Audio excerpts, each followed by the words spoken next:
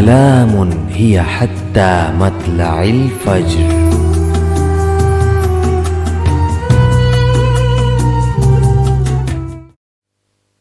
بسم اللہ الرحمن الرحیم. السلام علیکم پیارے بچوں، میں ہوں آپ کی دوست عائشہ زاہد اور آپ دیکھ رہے ہیں سیر المرسلین، جس میں آپ کو سنائے جاتے ہیں مختلف انبیاء کرام کے مختلف واقعات، اور ان سے آپ سیکھتے ہیں ان کی صفات کہ کیسے وہ زندگی گزارتے تھے، کیسے وہ اللہ تعالیٰ کے پیغام کو عام کرتے تھے.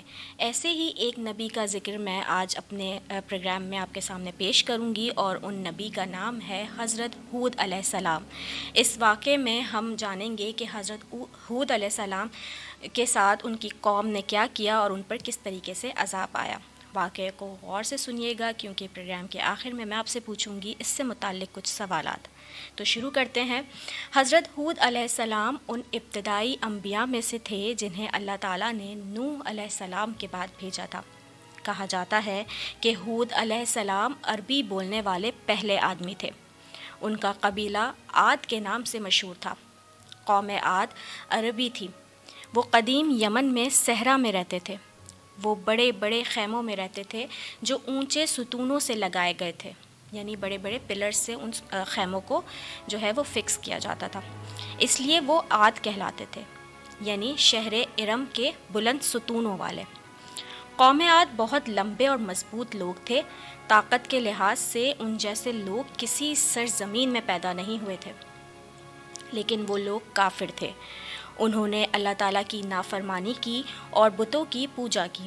اللہ تعالیٰ نے حضرت ہود علیہ السلام کو بھیجا کہ وہ انہیں سیدھے راستے کی طرف بلائیں اور صرف اللہ تعالیٰ کی عبادت کریں.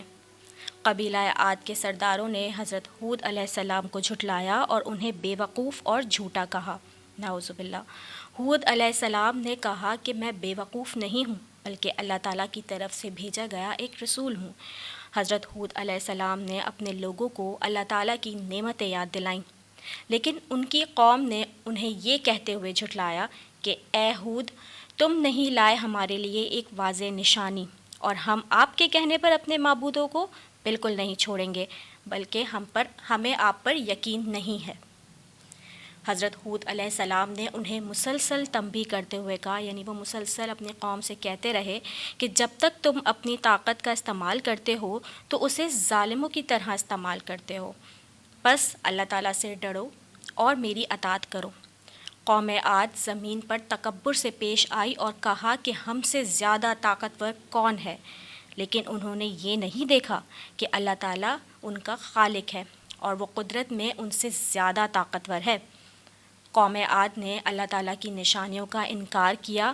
اللہ تعالیٰ نے انہیں خشک سالی، قحط اور بارش کی قلت کے عذاب سے نواز دیا. وہ بارش کی تلاش میں تھے، اور جب انہوں نے ایک گھنے بادل کو اپنی وادیوں کی طرف آتے ہوئے دیکھا تو کہنے لگے، یہ بادل ہے جو ہمارے لیے بارش برسائے گا. بارش کی بجائے اللہ تعالیٰ نے ان پر تیز، ٹھنڈی اور بنجر ہوا جاری کر دی. ہر چیز جس کو بھی وہ ہوا چھوتی وہ برباد ہو جاتی، یعنی وہ ہوا اتنی تیز اور اتنی بنجر تھی کہ وہ جہاں کہیں سے بھی گزرتی اس چیز کو تباہ و برباد کر دیتی.